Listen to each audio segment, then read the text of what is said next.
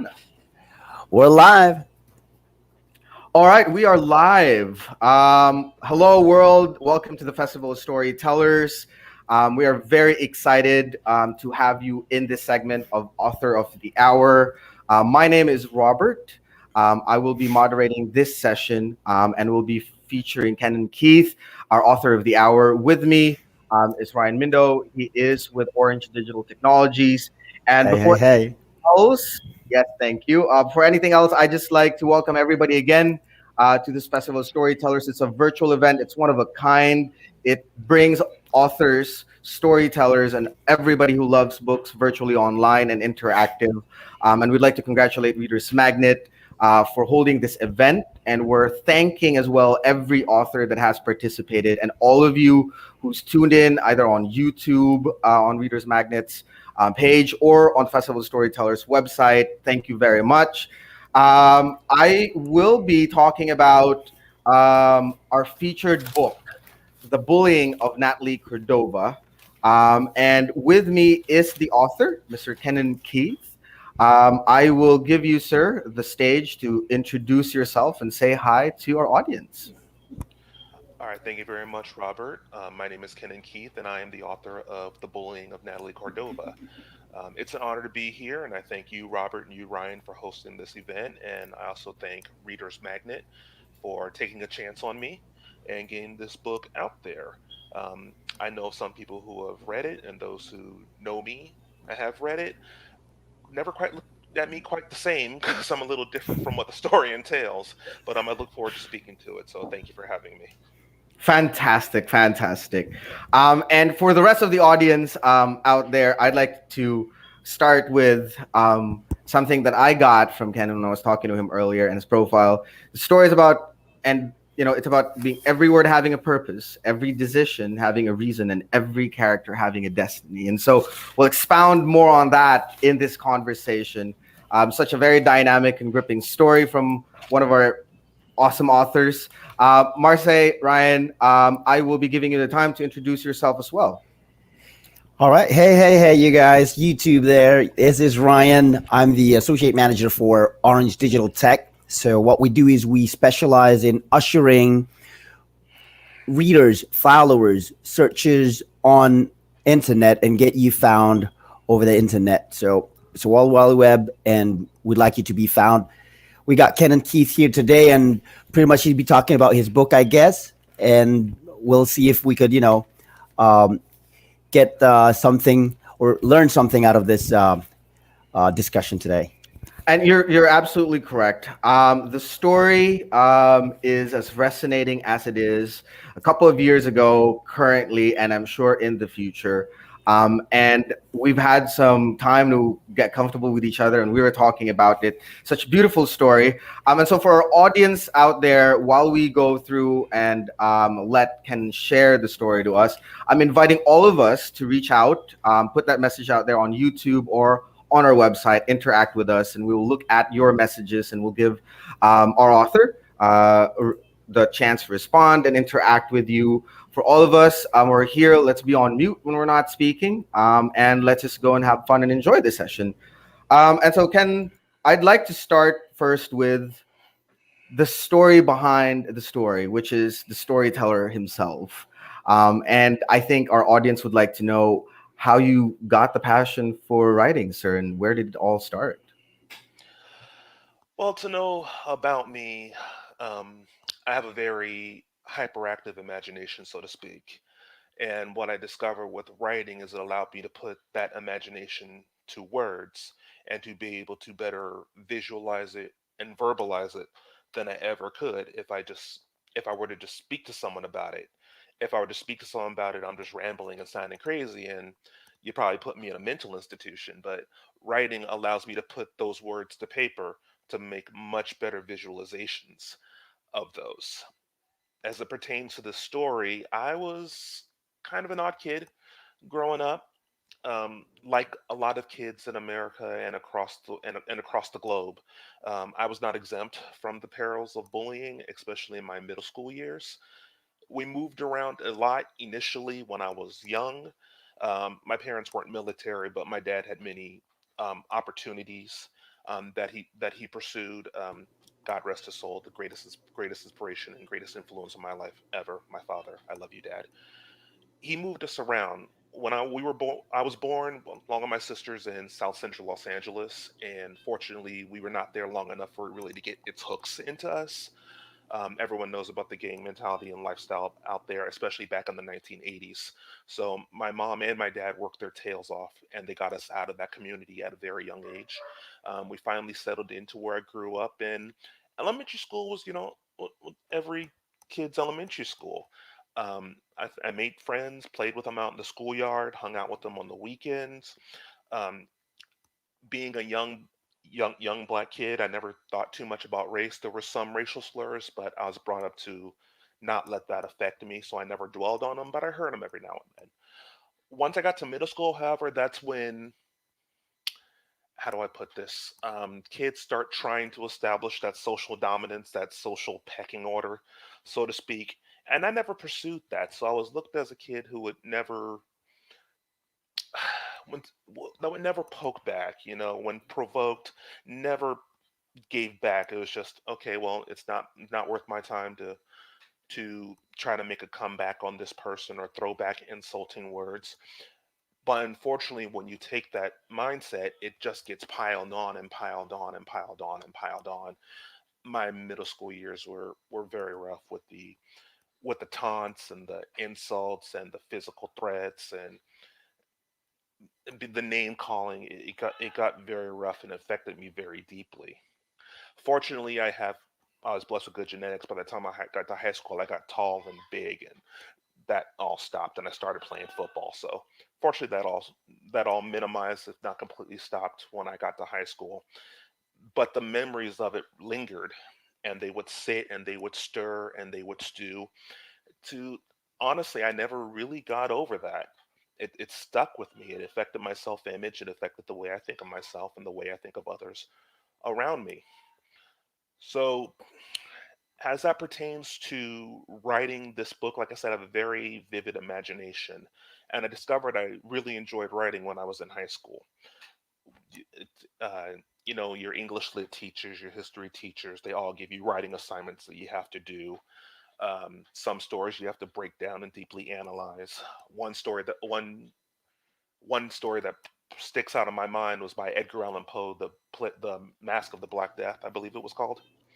Our professor gave us a story up until a certain point, and then up until like the last stanza, and he left that blank. And it was our assignment to complete it ourselves without looking it up, without reading ahead of it, to complete it ourselves. Just write what you feel should be the ending of the story. And so I wrote what I felt should be the ending of the story. The only thing I held, the ending of the story. The only thing I held back is I didn't use any profanity because it's in high school. You really shouldn't. And I wrote the ending, and I got so many reactions from my classmates. The oohs, ahs, the what the hecks. Although they didn't say heck because the teacher was present, and all the odd stares that looked at me. People looked at me like, "Do we really know this kid?" And I got a standing ovation at the end of it. So that made me feel fantastic. And so that's just one, and there are a few stories like that. I'm not going to go into all of them, but that stuck with me as well. And that's what let me know that I could take what I imagine, what I visualize, and put it to paper and create a compelling story from it. So I use those memories of the bullying to create this character. I took what was different from me, being a black man. My main character is a white female, um, to try to keep myself separate, to kind of justify that, no, I'm not feeling this way. She's feeling this way. I'm not doing these actions. She's doing these actions. So it helped to separate me more completely from the path that I thought about taking her down. And once I walked down that path, I read it again and I was like, man, did I just actually write this? Did I just do this? And I sat on it. I sat on it for a few years because I honestly didn't want anybody reading this and thinking, what's wrong with Kennon? What is he not telling us? Do we need to get him help? And I just sat on it, and then I remember my my father started writing a book on his own years before I wrote this story, but he stopped because he got very busy at work. So I trusted his judgment, and I was looking at it, and I was like, I got to do something with this. I can't just let it sit here. So the first thing I did was I printed it Sure. out. I actually sent it for a copyright through LegalZoom. I got like certificates from the Library of Congress and everything. I was like, okay, this is pretty interesting. And I gave the printout to my dad, and I said, Dad, can you read this and let me know what you think? He got through the first 20 or so pages, and then had to go to work the next day. And then he came back. I was off at work myself, and he said he was going to spend a week or so reading it, taking it slow, so he could digest everything. I got home from work the very next day. He pulled me aside and sat me down and said, okay, Kennon, I just completed reading your story. Is there something you want to tell me? I was like, and I just told him it's just what was in my head and in my heart to write. And I just want to get your opinion. He said, yeah, but is there something you want to tell me? Is there something you're planning? Do you want to talk to somebody professionally? And Do I you knew still I have that didn't. paper? Sorry to butt up, but do you still have that paper when you first show that? That the printed manuscript, unfortunately, Yeah. no. Well, I want to say no, but we've moved since then, so I might have it somewhere. But that was a interesting and a great feeling because my dad, who knew me, who knows me better than anybody in the world, had all these questions for me, wondering like what the heck transpired in my life for me to write this. So I just know, it's my imagination. It's how it's just what formed, and I took all these memories and mental trauma from being bullying as a kid. I extrapolated them. I took them over the top, and I just put it to paper, and I want to know, is this something I need to pursue? What do you think? And he said, you definitely need to pursue this because people need to see this. People need to read this. And it's it's something that could possibly you can make a mark on society with. And so what I got my dad's blessing. That's all I needed. And I pushed forward with it. I'm sorry if I rambled. No, it No, was good, man. absolutely. It was very timely. I mean, the topic right now, and I bet Robert would agree. Bullying is very timely as a discussion right now. You guys think? I certainly think that Ryan, bullying has been there for a long time. It's been around, and it will continually be there. And my opinion around that is we just really have to make sure that we get our, the kids will get the fortitude that to go over it and not let it cage them or get them attached to the past. And as much as we'd like to wish for an ideal society, right? It is, we come from different backgrounds, and well, there's always going to be something like that. Yeah. And true, like not a lot of us get out of it with unscathed, if you will. Like Ken and I went through that myself, right? But at least it never we never let it transform us into something different, and we make the most out of those experiences. And Ryan, I'm going to transition to what Ken was talking about earlier because I also like Edgar Allan Poe, and I think I was checking earlier, Kennon, and like I think it was a Mask of Red Death. I remember that from high school as well. But one of the things that you said, right, was you kind of formed your experiences, and you kind of extrapolated it and personified it innately. And it reminded me of an author, sir, like Charles Dickens, right? What he would normally do is he would put on characters which will let people feel, what if it were me? And so is this the same, Kenan? If somebody would be reading this, and I will definitely be checking it out too, right? If I'm reading this, of course, like bullying transforms into a different context when we're at this age. Right. But for a person reading it, is that the same message you want them to think? Would you like them like, huh, interesting, like the perspective of the bully perhaps, or the Yeah. perspective of Natalie perhaps? Is that something that's part of the whole scheme of the plot, sir? What I want the viewers, what I want the readers to experience is escapism. Obviously, it's not reality, it's something different. And as I went back and I read it myself, I got this sense of relief. And what I mean by that is when I was going through the bullying that I was going through, I wanted nothing more than for it to stop. And my character, Natalie, she made it stop in the most extreme way possible. You read it, and I was reading it, and these were things that, at the worst of it, that I may have or may not have wanted to do myself.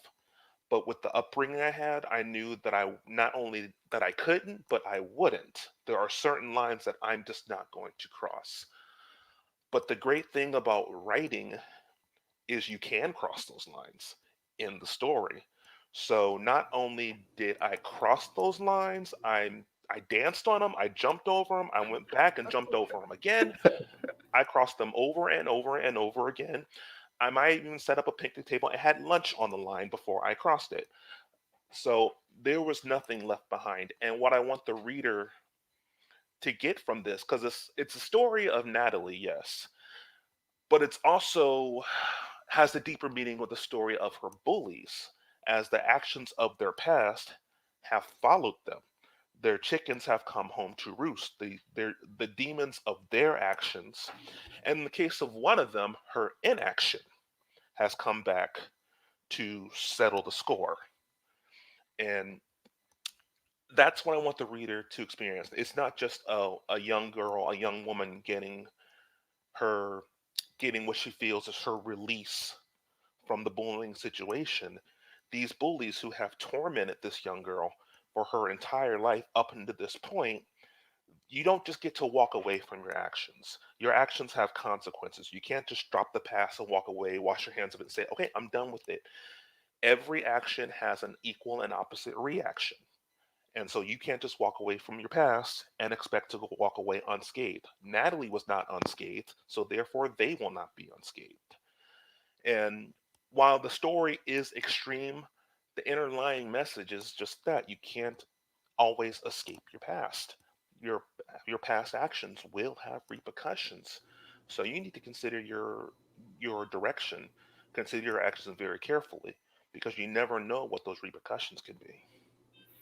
And that's beautiful, Ken. I mean, that's a whole part of it, right? Wherein we start to understand Natalie, and we would feel for her, right? And then on a context wherein if we were Natalie, we would totally be devoid of any idea why these individuals are inflicting pain on us. But as readers, then we start to get a better picture and an understanding of what others are thinking, right? And I think that's a whole beauty of it. We kind of get to understand and get immersed into it, and sometimes it makes us think deep. Just similar to what you said earlier, that our actions will have consequences, and that our past necessarily shapes how we are and maybe impacts the future. I'm gonna go, pause for a bit. Not going deep. Ryan, do you have any questions? I think you would want to We ask. do. We do. In Okay, fact, I I'll was give you looking time. at. Yeah, sorry. So we do have some questions coming in, and Ken and Keith, you know that this is going live on YouTube and our channel, on Readers Magnet channel. There is a question here, and it says they love the plot, but what comes first, the plot or the character? The character comes before the plot. You can have as great of a plot as you want, but if you don't have that foundation of the character, the plot's not going to make any sense. The plot's not going to work. So before you can get into the plot, you need to establish who your main character, who your main players are going to be, what the stakes are, and build that before you start getting into the plot.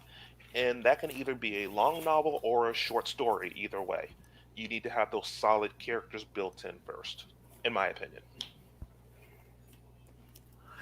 All right, there you have it. I think that's for because we're going on live. We got an anonymous 7516, and I think she got or he got the answer from our And very own Kenneth Keith. and I think that's always been a tit for tat, right? Other than, of course, the fear of the blank white page. Where do I start? Do I start thinking about where the setting is or what the character is? And I think it's beautiful to start talking about the characters and let the plot go along with it. Anyway, I'm gonna segue back to the part of the conversation, Kenan, when we were talking about the characters and we're talking about the message, right? And I think the message is resonating that Yeah. although the past is memory to us, it shapes us. What we have experienced in the past makes us decide differently in the current, and will our decisions in the current will necessarily impact what the future looks like. And I would like to say that gone are the days when kids didn't have to experience or go through these things, or things have gotten different. But I think it just gotten different in a different way, but it is still there. And so, would you consider, Kenan, that writing for you is some sort of like a catharsis, like a way for us to kind of contextualize our past?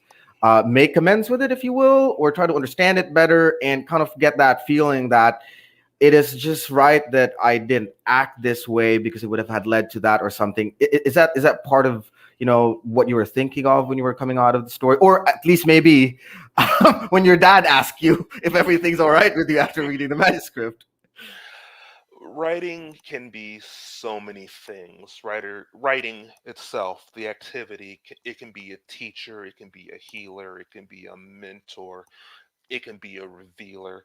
Just the process of writing can be all those things. And in writing this story, I found it very therapeutic because I finally got to verbalize, put into words everything that I was feeling all those years before I even wrote the story. I can honestly say that I'm a different person now than I was before I wrote it because I finally got it out. And things like that, um, whatever your release is, it can be writing a story, poetry, it could be singing, dancing, sports, whatever it is. You can find that it can be your therapist, it can be your doctor, it can be your teacher, it could be your healer, and these aren't tangible people, these are the activities you're doing. um, and that's not to knock the people out there doing fine work as therapists, helping people getting through some tough situations. I had to see one after the passing of my father, so that is tremendous work. In that moment, though, however, the writing became my therapy, it became my release. It just felt like all these years of the negative energy that I was hearing just transferred from me into the story. And that's what it was for me. And I think um, I'm starting to think deep about the story and what you were saying, because like I write a journal too. It's not much, but it does seem therapeutic to like put it into words and express it somewhere. It has to be channeled and go out somewhere. Um, anyway, I will segue just really quick into the relevance of the message. Kenan, and you talked about that earlier, right? And the line on the book, which I think was part of the hashtag that we were talking about earlier, hell hath no fury. And that's probably the first line that your readers will see when they search you online or when they check your book. Would you mind sharing to our viewers what that line is about, and what we're trying to communicate to them um, through those lines? Well, that line, unfortunately, is not original to me. It does have context and history, but a friend of mine, she came up with it after she read it, and I was trying to think of how I could market it better. And she was thinking about Natalie and the situation that she was going through, and with Natalie being a young woman, she thought the line "Hell hath no fury like a woman scorned," and that made a lot of sense. It's kind of log for a hashtag, so we just cut it off at fury. And the great thing about that is when you just read that first part, "Hell hath no fury," and it stops there, you let your imagination take you the rest of the way. If you can get to whether "Hell hath no fury like a woman scorned" or "Hell hath no fury like," it's like some people say, "Hell hath no fury like me without coffee," or "Hell hath no fury if you mess with my kids," things like that. here's But just leave it at fury and let your imagination take you the rest of the way. here's I the like it. best part. Here's the best part, Rob, Ken. If you go on Google right now and search Hell Hath No Fury, Kennon Keith, guess what? The book is out there. It's showing up. Sweet. Great, great, great. I love it. I love it. And I know, Ryan, you'll always be looking at the internet because that's your area of the field. And this is where I'd like to connect us, right? Because Right. I too grew up in an area where everybody thought it was different. And trust me, I had the days wherein I didn't take the high road myself, right? And now when I was looking at it, there had been many books that let us transport ourselves into who we were or who we are. And when we were growing up, probably middle school, we never really thought about it that much. But as we age, we start thinking about it differently. And so I think there should be more books out there, right, that transfers us into that individual, find some resonance, and like, oh, that's me right there. But at the same time, oh, those are the guys right there, and I kind of like I think I understand them now. And probably, right, just probably, instead of that whole cycle getting repeated, it might fix the whole thing, and we'll never know, right? And so on the perspective of like how the internet has been extremely influential on how perspective and people think, I think there should be more books out there similar to this, Ken, and even the classics, right? And it shouldn't be categorized differently. I think it should be self-help in Yeah. the future, right? Mhm. It should be self-help, and it's a mystery because like, why is it self-help? But then it's a process of you discovering how that story of Natalie helps you. And so, Ryan, we're gonna take your expertise, right? Because we probably have authors right there right now, Definitely. and we have probably individuals who have similar experiences, like Ken writing, but still thinking about like, should I share this? Because I don't know if people's gonna think okay. Maybe they're gonna get worried. I start getting phone calls about like, hey, okay, come over the weekend or something like that. But I think the message has to be out there. So, what would be your best advice, Ryan, for authors maybe who have their books published, or for authors who are still thinking about it, or for authors who just really want to get their message out there? What would be the best avenue to share? Because I think this message should be out there. And it's not just a story, really. It's not just about Natalie, but the whole context of the resonating message that Ken has. What's the best advice that you can give? Certainly, bullying is a very timely subject, and I'm really happy that we have Ken and Keith talking about, and we're having this discussion on it.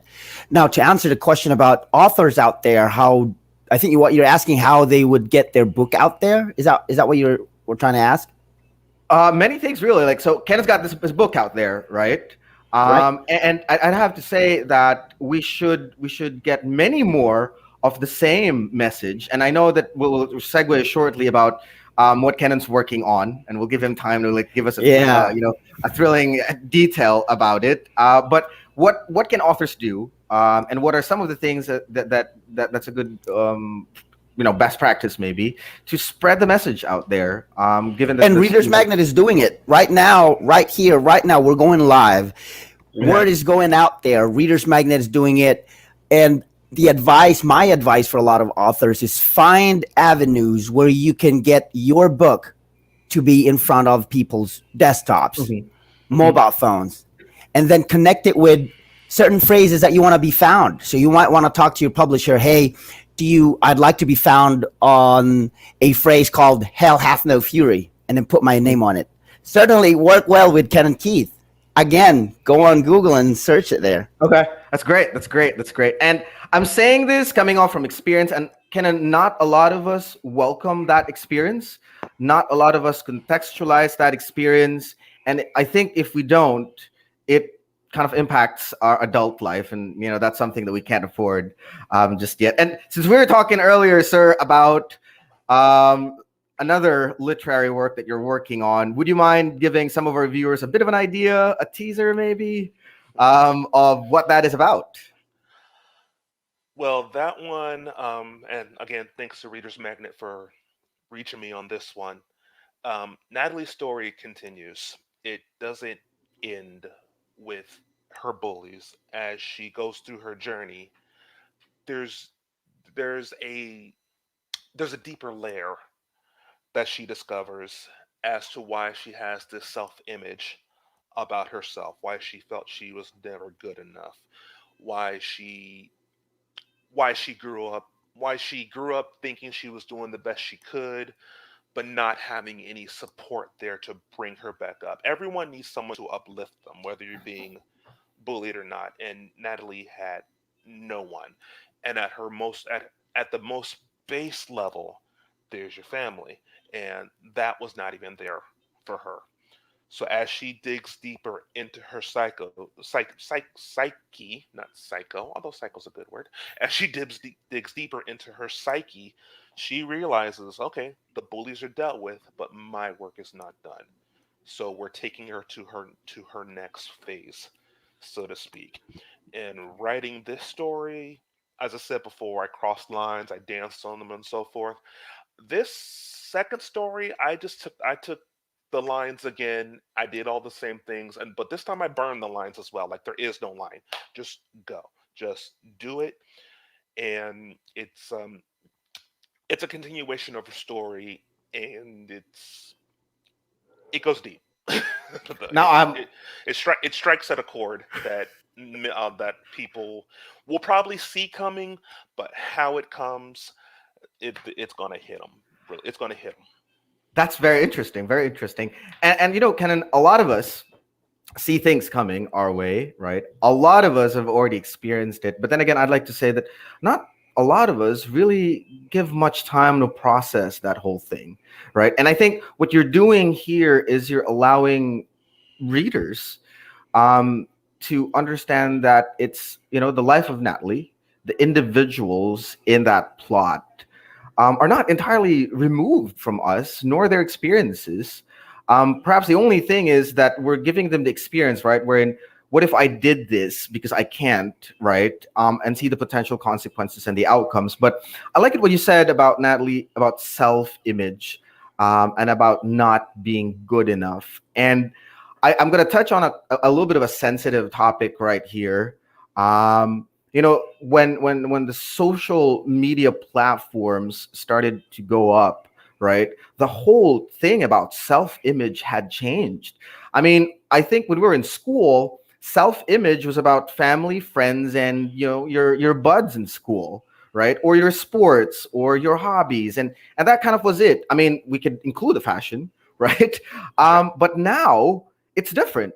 Self-image has been dictated almost by individuals that we don't know anything of, and we've seen a lot of cases, right, of people doing drastic things just because their self-image is contained by what random people would say.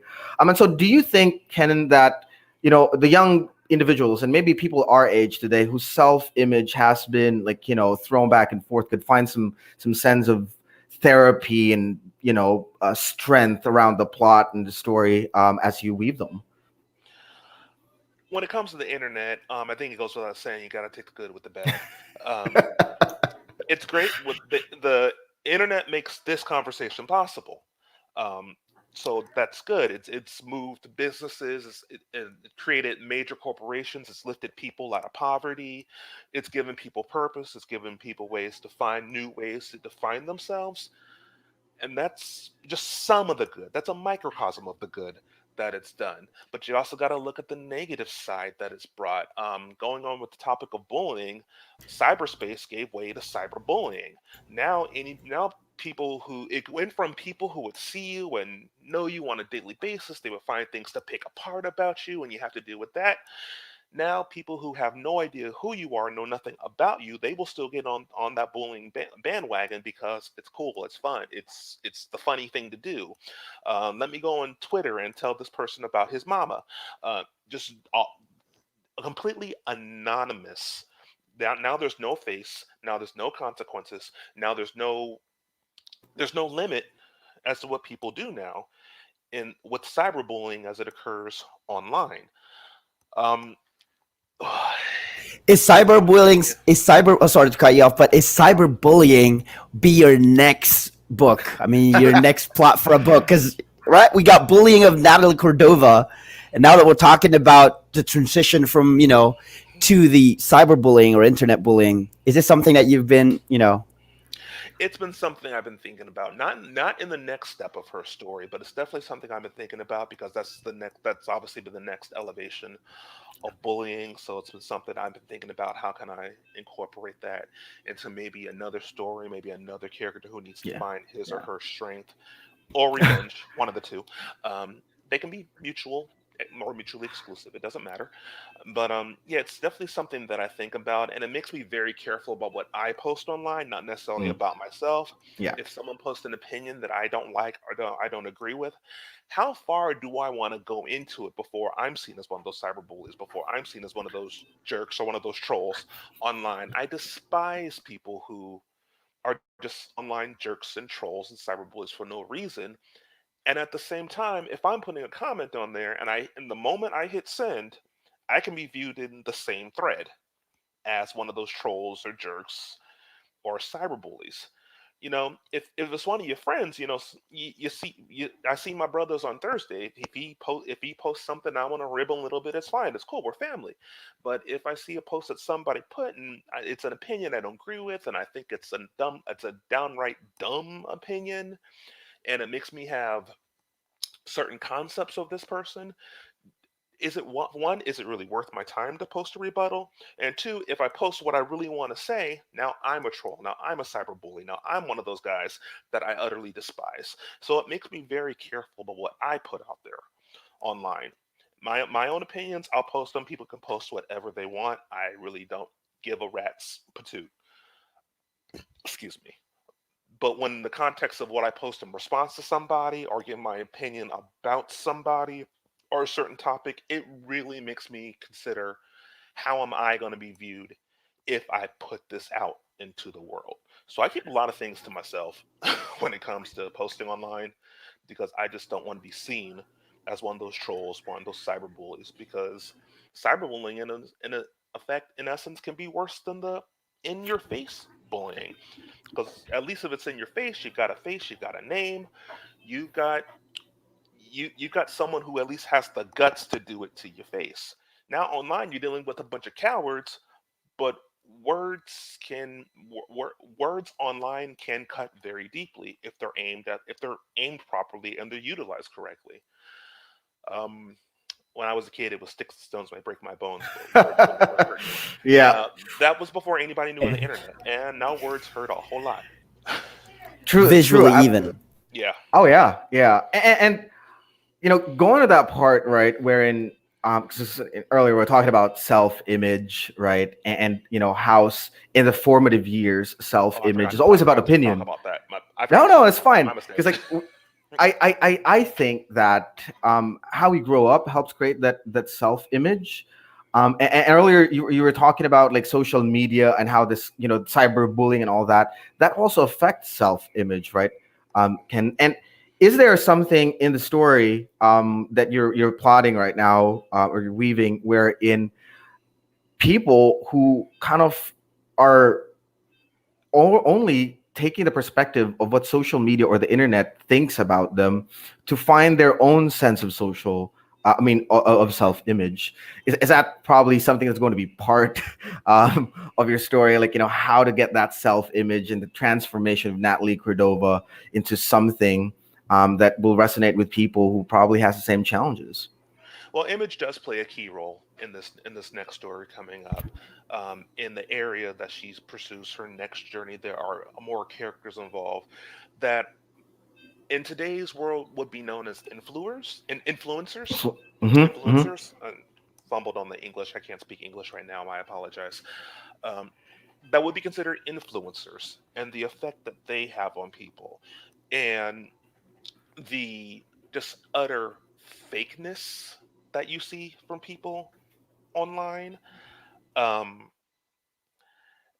uh, I just lost my train of thought. But the fakeness that you see on people online, it gets to the background of it, like this, what this person is really like, and she uses that to take some people down a peg, or all the way down, as in 6 feet down, if you get my drift. Um, she does meet another character that is, in a way, almost just like her. Doesn't go to the same extremes as her, but someone that she does literally connect with However, but because of this person's affiliation with Natalie's target, so to speak, she's got to suffer consequences too. So it's almost as if it's guilt by association in this case. But going back to your topic of self-image and what people see on the internet, yes, the young kids, they are heavily influenced by what they see, what image they're supposed to maintain.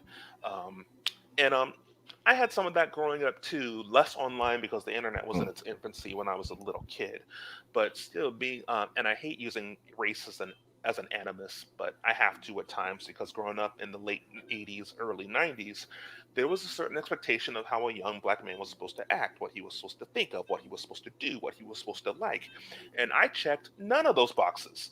I was completely different. You're supposed to like rap and hip hop music. Well, I do. I didn't grow appreciation for the '90s hip hop until my later years in life when I realized what music is now. It's like, oh my god, yes, this music back then was great. But I wasn't into it as a kid, and they looked at me weird, strange, and funny, and that's where some of the bullying started. You're supposed to wear baggy clothes that show your butt and show your underwear and sag down to your knees. I'm like, no, I like pants that fit. you know. Reminds you, Robert, of your high school days or college days, bud? I So think we can all relate. yeah, so allegories like that, those were just some of the targets of the ridicule that I would face. But I was just me. I was comfortable in my own skin, despite how uncomfortable that they were making it for me. I refused to change. I'm like, this is me. This is who I'm going to be. Unfortunately, I have to take these hits, but I'm not going to change me just to satisfy a passing fad. Fortunately, by the time I hit high school, and I'm not trying to say I was on a higher mental state than anybody else. That's not what I'm trying to say. I was just in a different area. I was just in a different frame of mind. Fortunately, when I got to high school, mindsets did start to change. Or like I said earlier, I just got tall and big, and nobody wanted to mess with me anymore. But fortunately, that all ended there. But there were just certain boxes that I did not check off that a young black man should check off. I just didn't do it. I didn't want to do it. I wanted to be me. I didn't want you to see me as just a black kid. I want you to see me. I could be black, white, Asian, Hispanic, purple, brown, green, and crunchy. It doesn't matter. I'm me. See me. This is who. What you see is what you get. Who you talk to is who I am. I'm not trying to put anything fake in front of you. Fortunately, I've been able to stick to those guns. It's gotten me far in life to where I'm thankful to be in the position that I'm in. It was just very rough during those years because I was not your typical black kid that I was expected to be. I'm still not the typical black man I'm supposed to be, and I'm fine with that. And I don't think any of us will be the typical person people think we ought to be.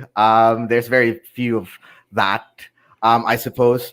And Kennon, I'm starting to see now how rich the characters are, how deep and requiring some ponderance the whole setting is, because you're getting us face to face with knowing the perspective and what goes on the lives of other people who otherwise, if we're putting it into context of our real experiences, we can only see from a distance and have an opinion based on how they treat us. And most likely they would also do the same. I mean, that's the beauty of stories, I think, right? It allows us to think, what is that other person going through and why it had made him like that. And it hopefully, and like similar to what Pebbles here said, one of our um, viewers, Pebbles Dummin, great insight about putting our opinions online. Wish most of us think like you do. Nowadays, everybody is so reactive and just post. And I'd like to say thank you, Pebbles. But even when we didn't have social media, we carve opinions. We don't just say it, right? And these opinions impact how we view others. And I think your book is very, very exciting. We needed more books that will allow us to understand what goes on in the bully's mind, what goes on in our minds, and what goes on if we see somebody very, very similar to us, but has also a different psyche in itself. And when we come face to face with that, how that transforms us. It's an amazing, Which wonderful story. which leads me to this question. In the book, The Bullying of Natalie Cordova, the antagonist. I bet there'll be plenty of antagonists in the book, but who and which character in that book had the most impact for you? I mean, the antagonist. I'm talking about, that bully. I bet, I don't know, two or three of the bullies are there, but who among those bullies had the Who's the most master impact to bully? you? There you go, the Okay. master bully. Well, when you say it just like that, master bully, um, a lot of people when let's see, when people strategize to work against another team, Yeah. or maybe it's a military term, they work against other armies. They all say you got to cut the head off the snake. Yeah. And so the head of the snake, the character Heather Long, she's the one that meant the most to me because she was the head of the snake. She really plays into this what we were talking about before, influencer culture. She's the main influencer. She's the one that the other bullies rallied around to constantly bully and harass Natalie. So she was the catalyst of all of it. As you go through the story, there is character development where people change, hearts change, mindsets change. On some of those, on a couple of those bullies, even with Heather herself, um, there's growth there. But at the same time, like I mentioned earlier, she can't escape her past. Her past, the only thing that's set in stone in our life, in this lifetime, is your past because you can't change it. So what happens happens. What happened has happened, and like I said, I can't speak English today for some reason. But her actions have happened, and she can't change that. And no matter how much she wants to, she can't, and she suffers the repercussions for them. So Heather meant a lot to me because she is the main bully. She's the head of the snake. She's the one that everything starts and ends with her. She's the cause, she's the antagonist, she's the catalyst. She's the one that made this vicious cycle go round and round and round, propagated it, and kept spinning it. But I wanted to show through her arc, she has her fear, she has her insecurities. Um, she feels justified in what she was doing, and I'll let the reader decide whether she was justified or not. But she felt justified in what she's doing, even if she does have regrets and remorse later on as she mentally grows. And I think it was important to show that because a bully themselves can also be a victim of the circumstances they're in. It's, in my opinion, it's no excuse. It's no justification. I hate the thought of a transfer of your negative energy onto someone else is ever justified. But it was probably a Batman movie or a Batman comic that I read it in that the villain is the hero of his own story.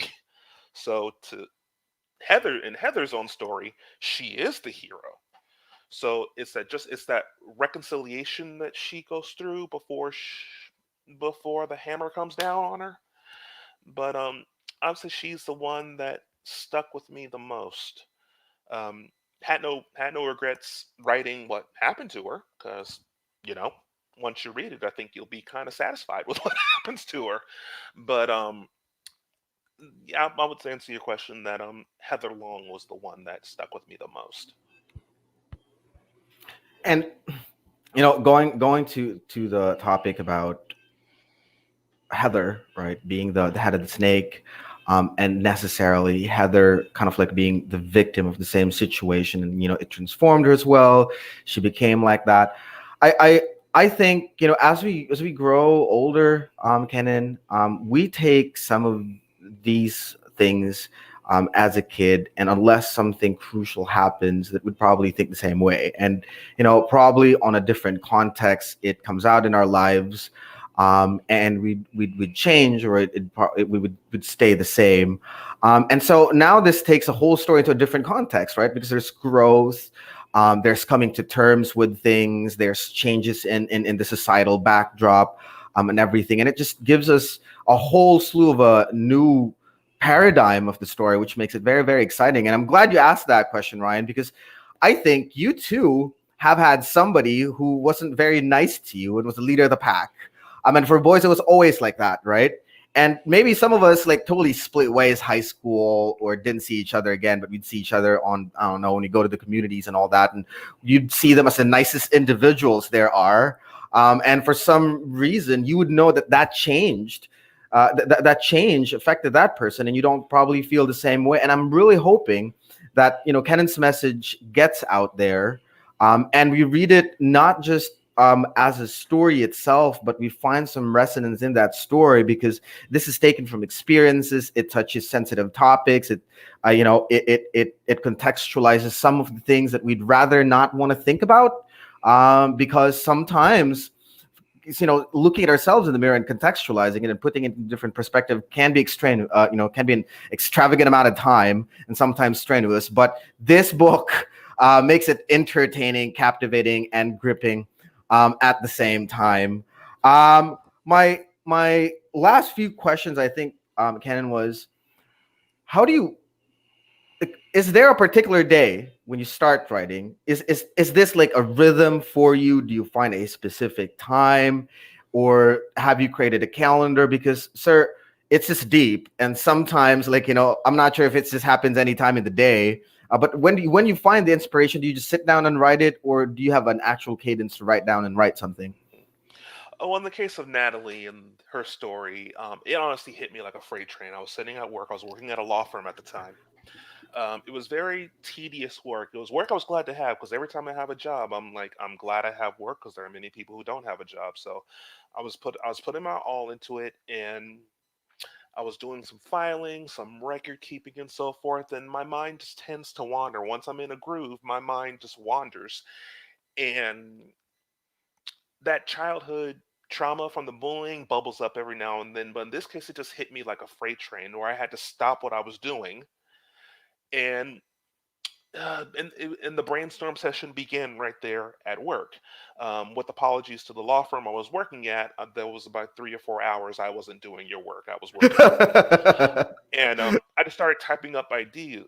It was bullying, revenge, desperation, sorrow. Just typing up all these themes, and after those few hours, that's when I came up with Natalie, someone who internalized all these things. She became my personification of it, and from that point on, she became my outlet.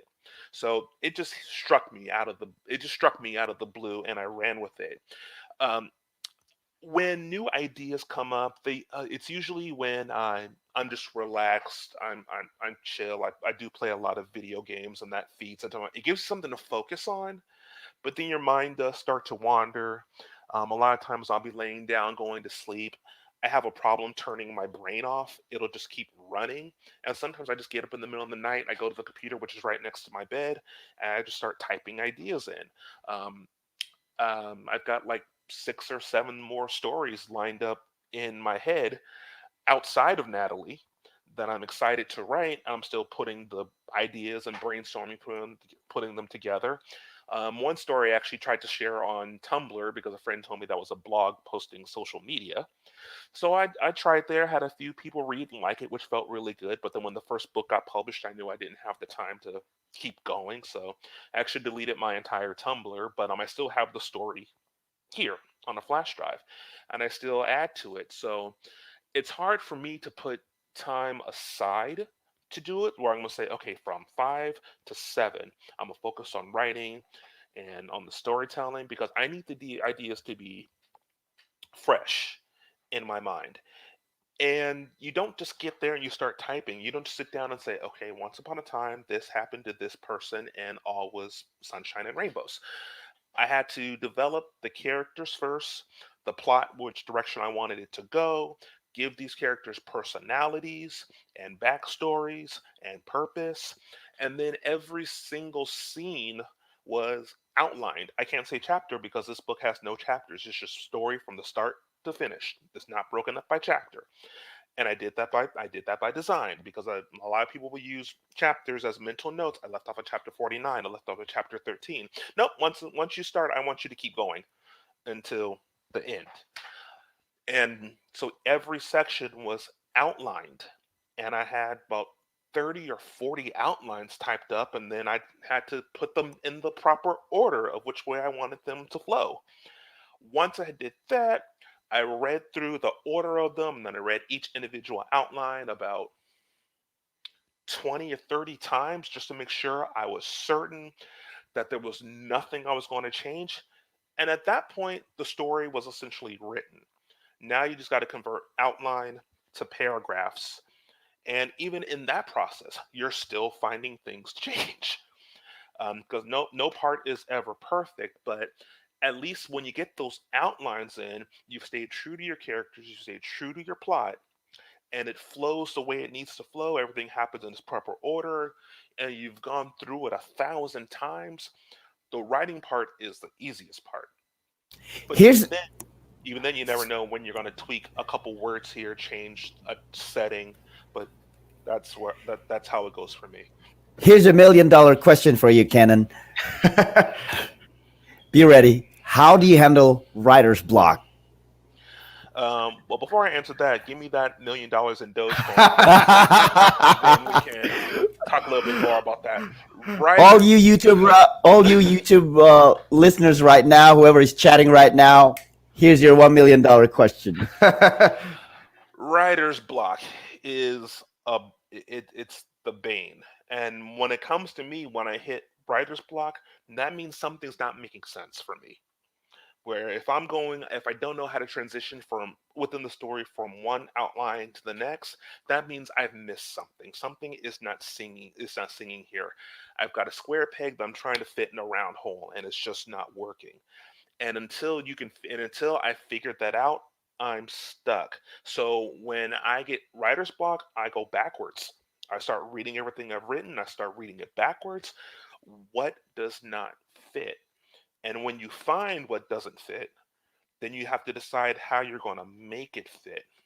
So just to give a example, if you're writing a story and a young man is playing with his dog, you want to say he's playing with his dog in the meadow, but you can't get past that part. You go backwards, you realize, oh, his dog died 2 weeks ago. That's why it's not fitting. That's why it's not fitting. And then you make the changes you need to make it fit. So I've experienced writer's block is just that's your brain telling you stop here because something is not making sense. Something is not working. And you've got to work your way backwards to find out what's not working and how are you going to make it work. Very interesting. Very, very interesting. I've always had the dread of the blank page. But I think when you when you put writing the way you explained it, Kenan, and thanks for asking that question, Ryan, it becomes experiential in nature. It's also a sense of pleasure, but it becomes an outlet as well. And you create the characters, you let the story evolve and change, and maybe that's what they truly say, right? Like, life is stranger than fiction, and so there can't be anything more fictional than what transpires in our lives, and we put it there. And this is one of the things that I love about the Festival of Storytellers, because you've given us a context into the whole richness of the story, Kenan, and the message that you put out there to our viewers, and the conversations that we've had is going to put into light the characters that you have, the story, and even the story that you will be having next. And I really appreciate it. It's been very, very insightful. I'd like to invite our audience, our viewers right now. If you do want to reach out to Ken, if you want to get a hold a copy of his book, you can find him on Amazon. He has his own booth on the festival of storytellers.com. And I think a part of that booth will route you to be able to reach Mr. Keith. You want to say your gratitude, you want to have a question or an interaction, or just basically want to reach out to him, you can please do that. Kenan, we're almost at the top of the hour, but I would like you to communicate to our audience, say anything that you would like to, the message that you want to leave them, anything at all, because I think you have a very interesting story to share, and it's very, very important for this day and age. Well, I want to thank you guys for your time. It's been very much appreciated. And a big thanks to my family, my father, may he rest in peace, Kelvin Keith, my mom, Althea, my sisters, Shannon and Shalandra. Dad and Shalandra, we call her Shy, were the first two to ever read it. So I'm thankful for that. My friends Lisa, DeLacy, Dee, Kaylee, Mike, and Jaime. Those got Evan and Ben. Thanks to all those for being my biggest supporters. I appreciate that. And the message I would parlay, because I know we're getting close on time, is you got to consider the consequences of your actions. That's why the story takes place. Every decision has to be thought of carefully. Just take the time, take 2 seconds, review what you're about to do before you decide if you're going to do it, because it will have lasting consequences. That's beautiful. That is very, very beautiful. And I think it holds true. It should be standard truth that whatever we do impacts not just us, but any other people around us. And so, thank you very much, sir. It's been a wonderful time talking to you, Kennon. Ryan, do you have anything that you want to share to Ken or to our audience out there that's watching? I'm good. Thank you for asking, Robert. But hey, Ken and Keith, thank you again for for joining us today, and we'll be excited. I'm looking forward for that book. All right, you got my $1 million in Dogecoin? Ready? All right. All right. It's been a pleasure, Kenan. Such wonderful insights, very beautiful story. I personally will be definitely checking it out myself. To the rest of the audience right there, the book is titled The Bullying of Natalie Cordova. Check it. There's a second story coming to it. Learn from it and understand that your actions has consequences. We make decisions. We face the consequences. Let's be kind to one another. And thank you for joining us in this segment of Author of the Hour. From all of us here in Readers Magnet, from Mr. Keith himself, and for all of us, thank you so much for being in on the festival of storytellers.com. And this stream, you all have a beautiful day, beautiful evening from wherever you are, and I will see you soon. Thank you. Thank you, and God bless.